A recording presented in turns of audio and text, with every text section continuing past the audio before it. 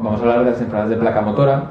En el esquema podéis ver un axón con su terminal presináptica y la hendidura sináptica, en la cual aparece representada la acetilcolina, los canales presinápticos de calcio dependientes de voltaje y los canales postsinápticos de acetilcolina. Las enfermedades son 4 principalmente, de las cuales vamos a hablar de la miastenia gravis en esta primera vuelta. La miastenia gravis se produce por una aparición de anticuerpos que bloquean el receptor postsináptico de acetilcolina de la terminal muscular. Entonces, al estar bloqueados, la contracción de este músculo es menor, ya que le llegan menos los cuantos de acetilcolina, llega menor cantidad a los pocos receptores que están viables. Habitualmente ocurre en mujeres jóvenes y en varones de mayor edad, hasta los 50 años. Se ha encontrado como fisiopatología el timo en el 75% de los pacientes, ya que se piensa que hay procesos tímicos como hiperplasias tímicas que provocan unos test anormales que acaban provocando una activación de los linfocitos B y la suelta de esos autoanticuerpos. Clínicamente es sencillo. Como caso clínico nos pondrán una paciente que cuenta una diplopia fluctuante, que eso es imprescindible, por la mañana no, por la tarde sí, desde hace unos días, y que además tiene fenómenos de fatigabilidad, es decir, a primera hora de la mañana está bien y según va pasando el día va empeorando esa diplopia o ese cansancio, si estamos hablando de una miastenia generalizada.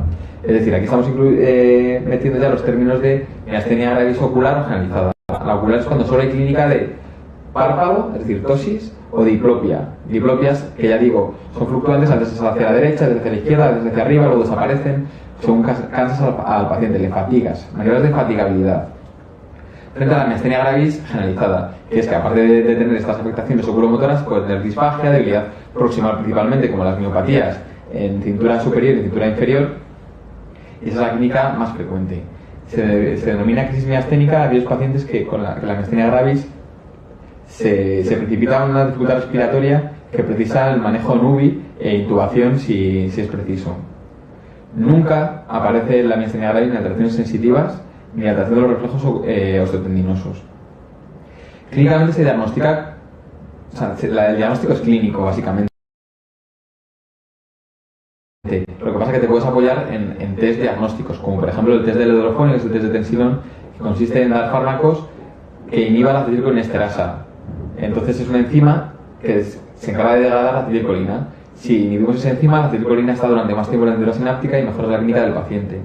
Entonces es un diagnóstico que puedes hacer con el paciente en la urgencia. Lo único no es un diagnóstico, si no puedes diagnosticarlo solo por eso, porque hay otras entidades que también pueden mejorar con los inhibidores de acetilcolinesterasa. ¿Vale? El diagnóstico es buscando esos anticuerpos contra el receptor de acetilcolina en la sangre.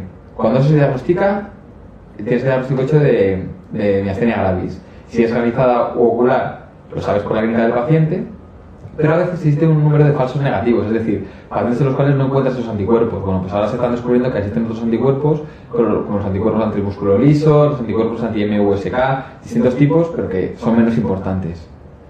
Y, por supuesto, un electromiograma para demostrar la fatigabilidad con la estimulación repetitiva y la variabilidad del jitter. Y siempre hay que pedir a estos pacientes un TAC de tórax para descartar la presencia de un timoma, que ocurre en el 10% de los pacientes. Con lo cual, el manejo de estos pacientes sería operar ese timoma. De cara al manejo médico, pues con los inhibidores de acetilcolinesterasa, no con el hidrofonio,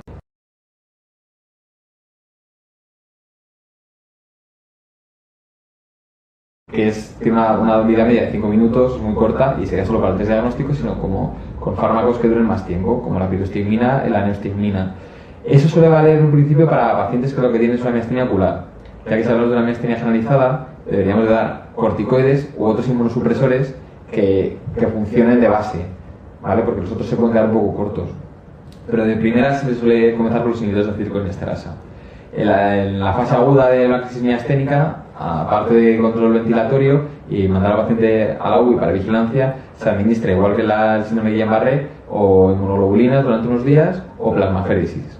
Y por supuesto, como he comentado antes, la timectomía si existe un timoma o en algunos pacientes que no van con tratamiento médico de ningún tipo entre los 15 y los 50 años.